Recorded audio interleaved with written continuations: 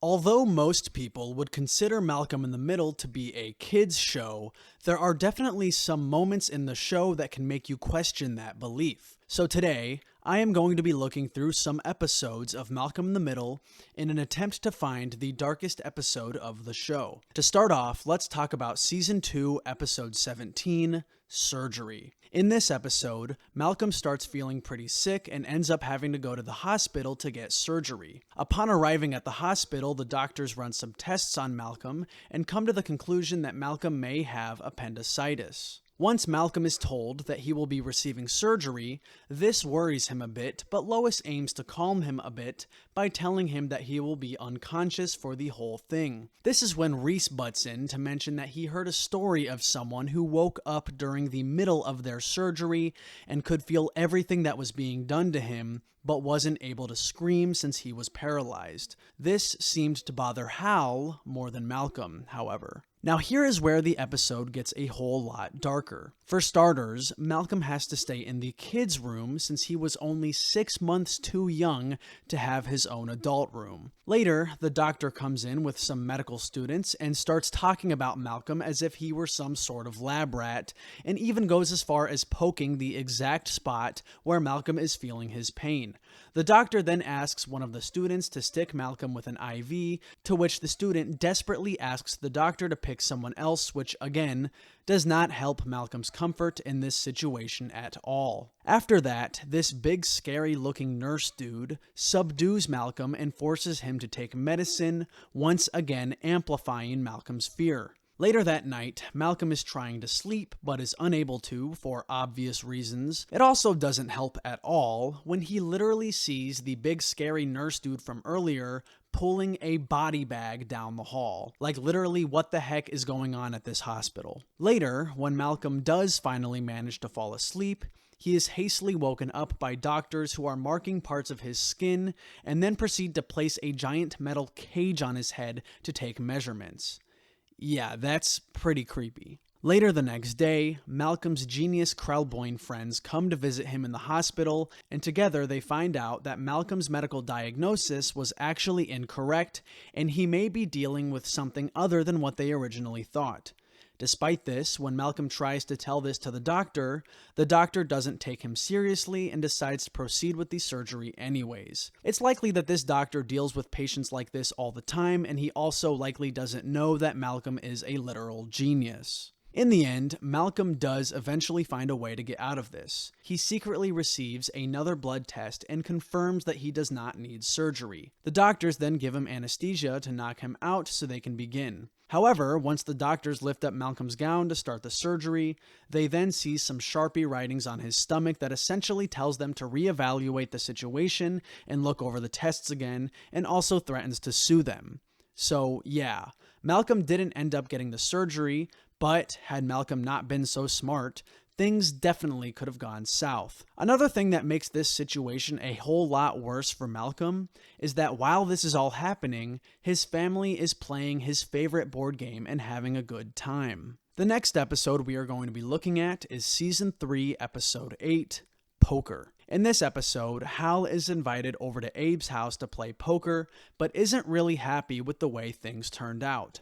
However, I am actually going to be focusing on the Francis plot for this part of the video. During this time of the show, Francis is working in Alaska. During this episode, Francis and his co-workers get trapped in a cabin together for 1 week as they are unable to leave due to a giant snowstorm that is happening outside. It starts off pretty normal, but as the episode progresses, Francis and his co-workers slowly start to get extremely bored and eventually go insane as they have nothing else to do. It also doesn't help that they have absolutely nothing to eat besides caribou jerky and meat paste. At one point, Eric starts to become mesmerized by a piece of string he found. Since they have nothing else to do, everyone starts taking turns playing with the string. Later, once they realize that Eric has lost the string, they all slowly descend into madness and start yelling at each other as that string was the only fabric of entertainment that any of them had. Since Eric lost the string and everyone is mad at him, this causes everyone to conspire against him and even go as far as putting him on trial, where of course the other three immediately condemn him as guilty. Later, the crew becomes so crazy that they hold down Eric so they can brand him as punishment for losing and speaking negatively about the string. Luckily, right before the scorching metal can make contact with Eric's butt, Lavernia opens the door to tell them that the storm is over. The next episode I'm going to be talking about is Season 6, Episode 5, Kitty's Back.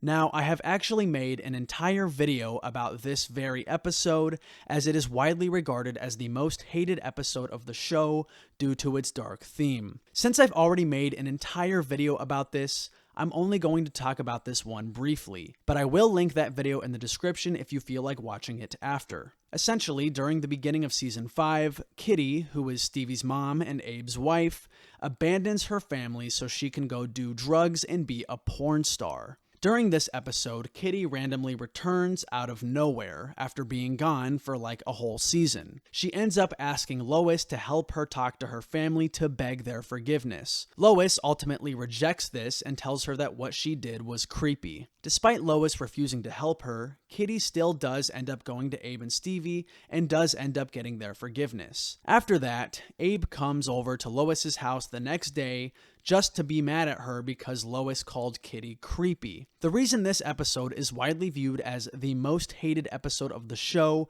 is because Kitty abandoned her family to go do drugs and be a porn star, and then returns only for everyone to be mad at Lois just because she called her creepy. The entire episode features essentially the entire cast making out Lois to be the bad guy, all because of a few words she said, all while completely looking past and forgetting all of the bad things that Kitty did to her family. The next episode I'm going to be looking at is Season 3, Episode 18, Poker 2. Previously in this season, during the episode Poker, is when Hal gets invited to play poker with Abe and his friends.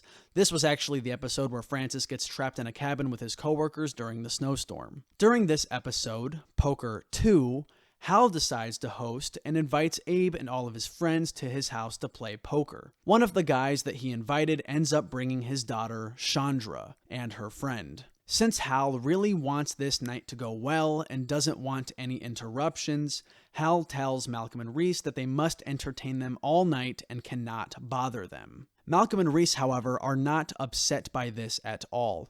They are actually over the moon that this is happening, as they think Chandra is hot. Once Chandra and her friend enter the boys' room, they immediately shut down their attempts to converse with them, stating that just because they are forced to be here doesn't mean that they have to talk to them. Right after this happens, Stevie comes into the room, which causes the girls to immediately become infatuated with him since he is in a wheelchair and has a physical disability that makes him unable to speak normally. It becomes immediately clear that these girls do not understand Stevie's condition, as they begin speaking to him in an over-exaggerated tone as if he were deaf or special needs. And honestly, it kinda doesn't make sense that these girls don't understand the fact that Stevie is a completely normal person mentally and his condition only affects him physically. It's clear that Malcolm and Reese knew these girls from school, and Stevie goes to the same school as them, so why wouldn't they know this about Stevie at all? You could say it's because they are popular and Malcolm, Reese, and Stevie are all losers in terms of school popularity, but it's very apparent that the girls knew who Malcolm and Reese were given their immediate disgust towards them,